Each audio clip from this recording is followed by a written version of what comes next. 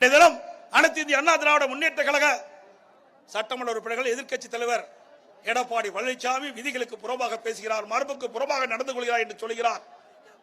திராவிட முன்னேற்ற கழகம் 2017ஆம் ஆண்டு நான் முதலமைச்சராக பொறுப்பேற்கின்ற பொழுது மேதக ஆளுநர் பெரும்பான்மையை சட்டமன்றத்தில் நிரூபிக்க வேண்டும் என்று சட்டப்பேரவை தலைவருக்கு ஆணையிட்டு அதன் பேரிலே சட்டமன்றம் கூட்டப்பட்டு அப்பொழுது பெரும்பான்மை நிரூபிக்கின்ற பொழுது அப்பொழுது எதிர்க்கட்சி தலைவர் அந்த ஸ்டாலின் அவரோடு இருந்த திமுக சட்டமன்ற உறுப்பினர்கள் எப்படி நடந்து கொண்டார்கள், எப்படி மரபை காப்பாற்றினார்கள் என்ற விவரத்தை எல்இடியிலே பாருங்கள்.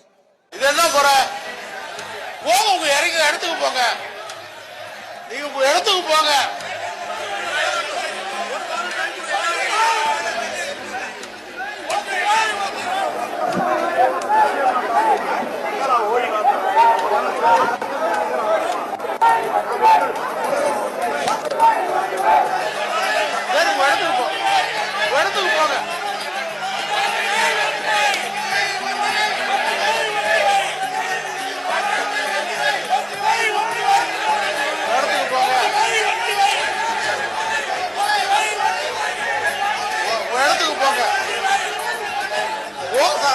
என்ன நியாயம்? என்ன நியாயம்?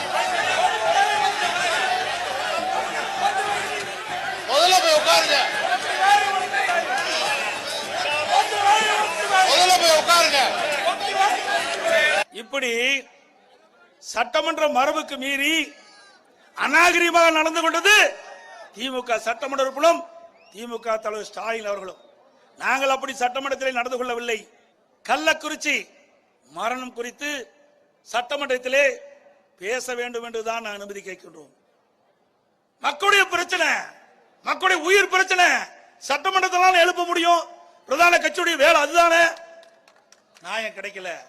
வேண்டுமென்றே திட்டமிட்டு சட்டப்பேரவை உறுப்பினர்கள் அனைத்து இந்திய அண்ணா திராவிட முன்னேற்ற கழக சட்டமன்ற உறுப்பினர் எதிர்க்கட்சி தலைவர் மரபை மதிக்கவில்லை என்று சொல்கிறார். மரபை மதிக்கக்கூடிய கட்சி அண்ணா திமுக கட்சி.